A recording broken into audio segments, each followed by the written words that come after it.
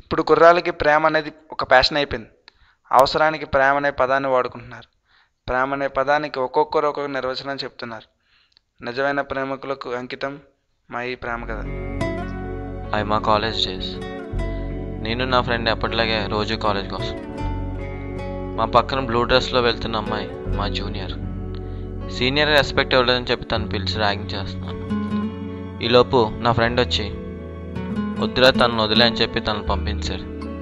ఎందుకు అలా చేసావని అడిగితే ఆడు సిగ్గుపడ్డాడు. అప్పుడు ఎందుకు అలా సిగ్గుపడ్డాడో నాకు అర్థం కాలేదు.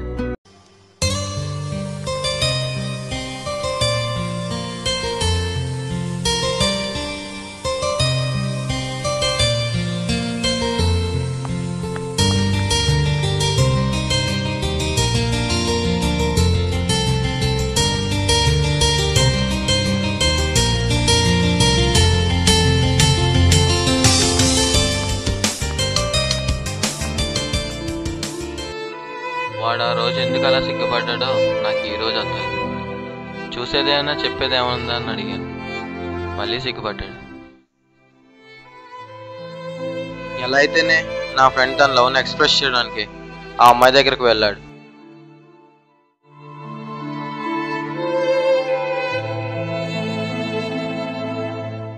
కానీ ఆ అమ్మాయి చెప్పిన జవాబు, సార్ ఇలాంటివి నాకు ఇష్టం ఉండవు సార్, సారీ సార్ అని చెప్పి వెళ్ళిపోయింది. ఆ మాటలకు నా ఫ్రెండ్ చాలా ఫీల్ అయ్యాడు. చేతిలో పుస్తకం, పక్కన ఫ్రెండ్స్ ఉంటుంది కానీ ఎక్కడా ఉండరు. వాళ్ళు చదువుకున్నారు అనుకుంటాం కానీ వాళ్ళ మనసు ఎక్కడో ఉంటుంది. ఇద్దరు అమ్మాయిలు పక్క పక్కన కూర్చొని కూడా సైలెంట్గా ఉన్నారంటే వాళ్ళ మనసులో ఎవరో అబ్బాయి గురించి ఆలోచిస్తున్నారని అర్థం. నా ఫ్రెండ్ మాట్లాడిన మాటలు ఆమెను వాడి గురించి ఆలోచించేలా చేశాయి.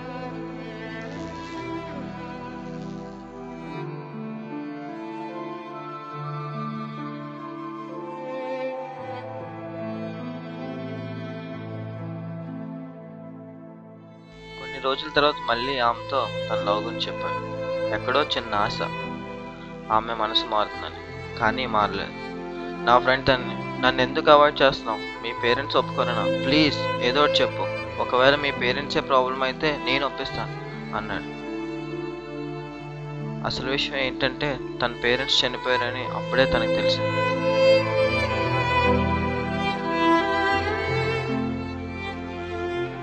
దానికి నా ఫ్రెండ్ చాలా ఫీల్ అయ్యి ఆ క్షణం నుంచి తనని ఇంకా ఎక్కువగా ప్రేమించడం మొదలుపెట్టాడు. తన గుండెల్లోని ప్రేమంతా ఒక్కసారిగా కన్నీటి రూపంలో బయటకు వచ్చింది. ఆ అమ్మాయికి తన పేరెంట్స్ లేని లోటు తీర్చాలనుకున్నాడు.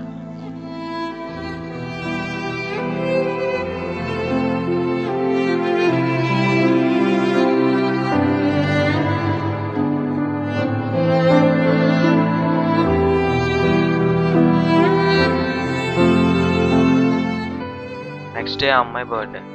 జనరల్గా లవర్ బర్త్డే అంటే ఏదో ఒక సర్ప్రైజ్ ఉంటుంది కదా, మా వాడు కూడా ఒక సర్ప్రైజ్ ఇచ్చాడు. అదేంటో మీరే చూడండి.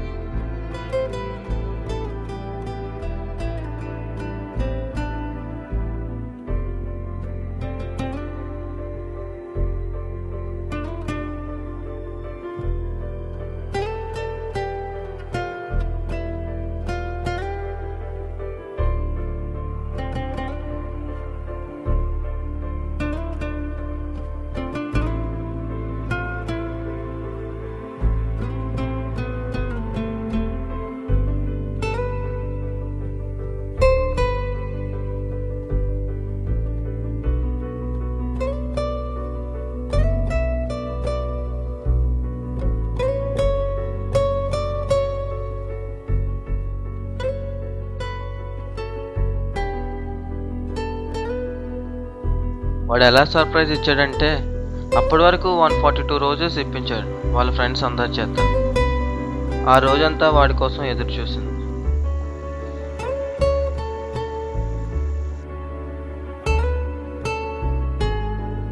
కానీ కనబడలేదు. కాలేజ్ అయిపోతుందనిగా బస్ స్టాప్లో కనబడ్డాడు. పిలిచాడు.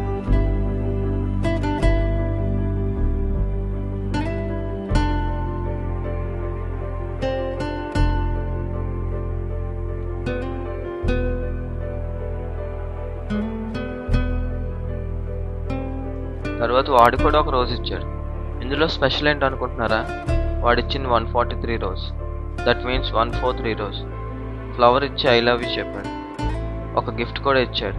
అది తీసుకుని ఆ అమ్మాయి ఏడుస్తూ వెళ్ళిపోయింది. ఆ అమ్మాయి ఎందుకు అలా వెళ్ళిపోయిందో దానికి కారణం తెలియలేదు. ప్రేమో, భయమో, లేదా వాళ్ళ పేరెంట్స్ గుర్తొచ్చారో వాడికి అర్థం కాలేదు. 2 రోజుల తర్వాత మా వాడికి ఒక ఫోన్ వచ్చింది. ఫోన్ చాలా సంతోషంగా మాట్లాడాడు. ఈ 2 రోజులు ఆయన అంత సంతోషంగా ఎప్పుడూ చూడలేదు.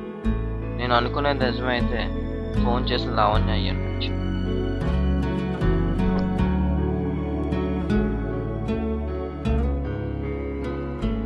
నేను అనుకుంది కరెక్టే. లావణ్య ఫోన్ చేస్తున్నాను. టెంపుల్కి రమ్మందరని నాతో చెప్పాడు. చాలా సంతోషంగా ఆనందంగా ఉంది. నాకు జాబ్ రావడంతో నేను ముంబై వెళ్ళిపోయాను. ఆ తర్వాత వాడిని కలవనే లేదు.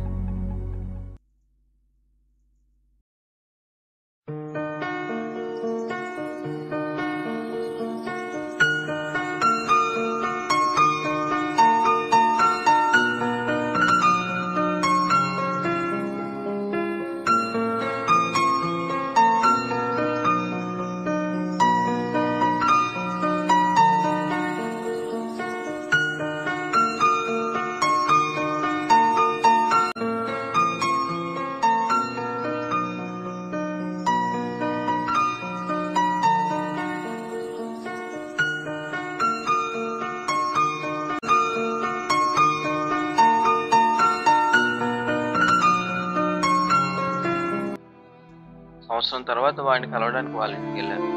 వాడు చాలా ఆనందంగా ఉన్నాడు. లావణ్యం చేసుకున్నాక వాళ్ళలో చాలా మార్పు వచ్చింది అని అనుకున్నాను. కానీ వాడి జీవితంలో లావణ్యం లేదని తెలిసింది. లావణ్యం చనిపోయి సంవత్సరం అయ్యిందని.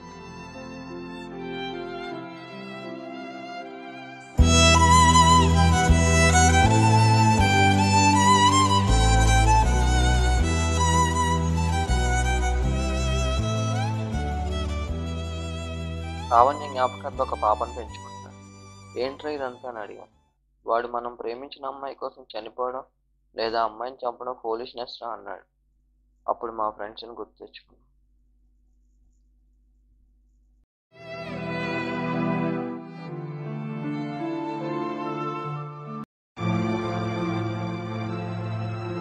దినేష్ గారు అమ్మాయి చనిపోయిన బాధలో సూసైడ్ చేసుకున్నాడు.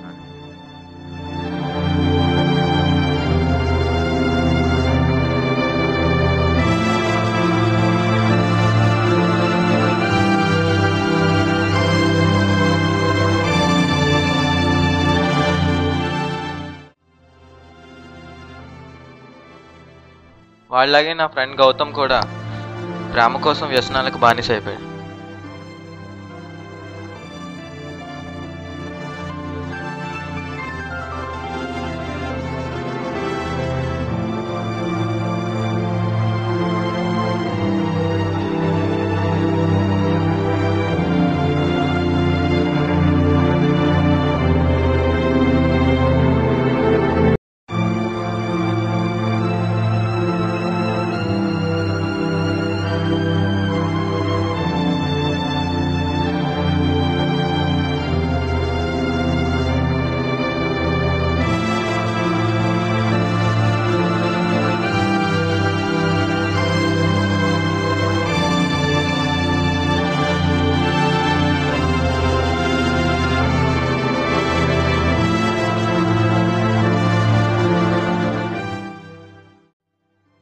చేసిన వాడి ప్రేమించిన అమ్మాయి వాడిని ప్రేమించలేదని చివరికి సైకోలా తయారయ్యాడు.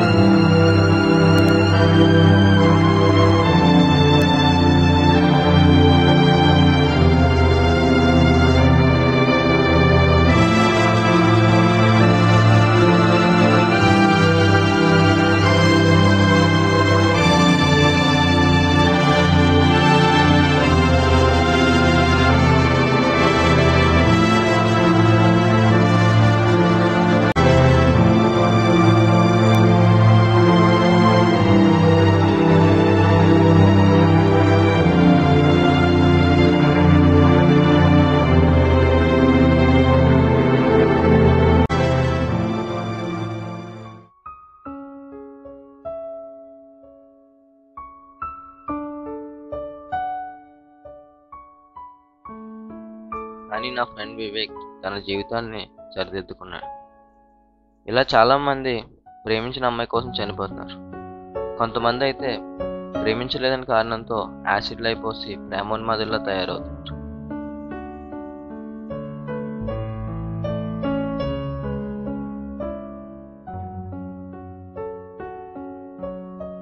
ప్రేమ అంటే అమ్మాయి కోసం చచ్చిపోవడం లేదా అమ్మాయిని చంపేయడం కాదు. ప్రేమించిన అమ్మాయి లేకపోయినా తన జ్ఞాపకాల్లో బతకడమే నిజమైన ప్రేమ.